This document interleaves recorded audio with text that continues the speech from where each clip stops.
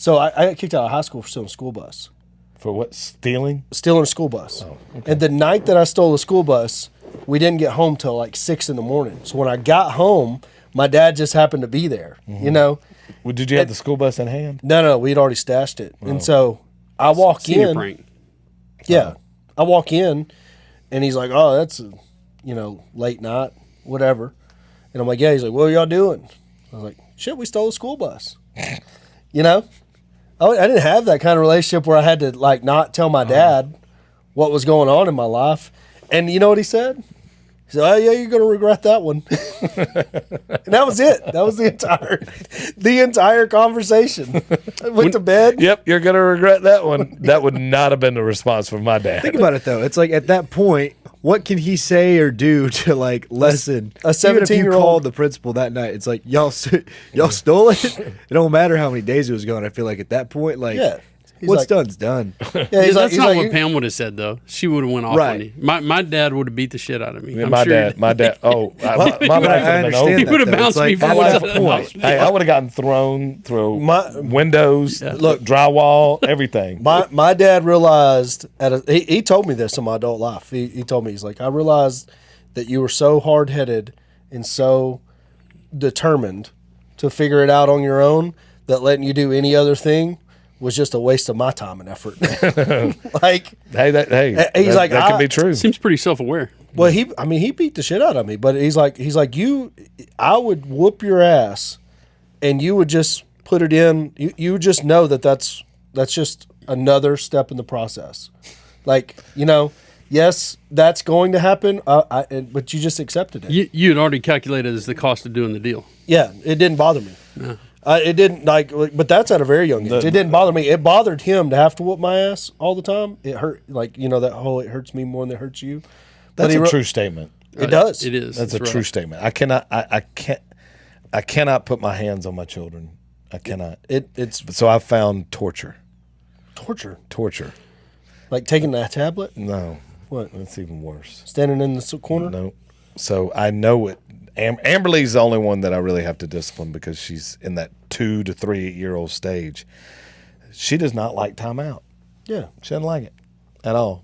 Like, and now it's gotten so my wife's like, you can't go so extreme with timeout. I'm like, oh yeah, you go extreme first, and then once you get to that point that it's instilled in their brain, oh no, this is about to happen.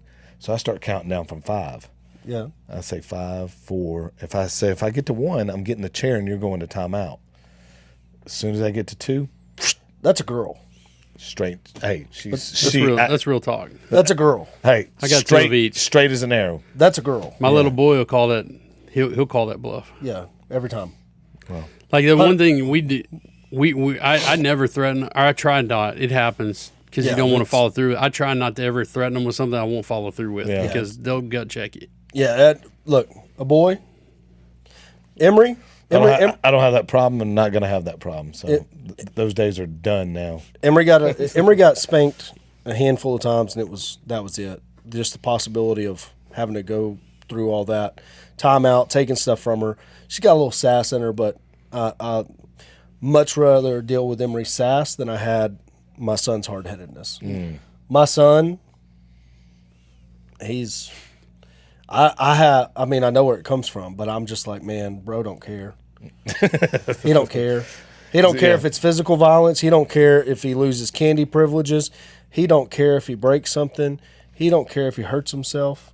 None of it. He cares about none of it. The only thing he cares about is the See, that's what curiosity. scared me is having a boy. But I mean, at the end of the day, like it's all girls. So and that ship has sailed. There's not going to be any more. So I'm happy with it because seeing how easy it is with girls until that time hits when it's not going to be easy. He'll headbutt the floor for an hour and a half.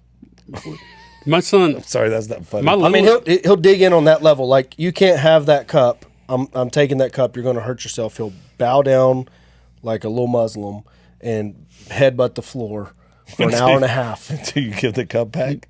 I don't know. I never give the cup back. I just let him continue to throw his fit. I just step over him until finally he gives it up. But I mean, you've seen he's a curious dude. He's a curious little dude, and he's difficult to contain at best. But he, I mean, hell, he left the office. We were at the office one day. He left the office, went out into the hallway, came back into the office. Thank God, because He could have rode the elevator. he could have rode the elevator, done anything he wanted to do. It was a Saturday. There's nobody in the building, but he left the office, came back to the office. Okay, went and got on Braxton's desk. And the amount of time it took me to make a phone call, so I'm trying to find him. Braxton's door was closed, but I didn't open the door to his office. I go out, and all the doors are open going out into the office building. So I call Braxton. He just left. I was like, "Did you leave those doors open?" He's like, "Hell no, why'd I leave them doors open?" I'm like, "Well, you got to come back. We got to find Biggins." I rode the elevator all the way down to the first floor. Ding! He's not in the first floor lobby, which he couldn't get out of. There's no way for him to get out of the building, right? But he could be anywhere on Stairwells, nine different floors of this building. And so I'm like, okay. Now, at the time, he couldn't reach much on the elevator other than the bottom floor. So it's like you can narrow it down to like a search perimeter. But I was on the phone with Braxton freaking out. Like, I mean, just literally like We gotta get here. We hyperventilating. gotta go floor by floor. You gotta go. You gotta get back here right now. We're going floor by floor to find him. I'm very good at that. So next time, call me in. I ride the elevator back up to the 8th floor, get back up to the 8th floor, run back to the deal because I saw that his door was going. Open the door and he's standing on Braxton's desk.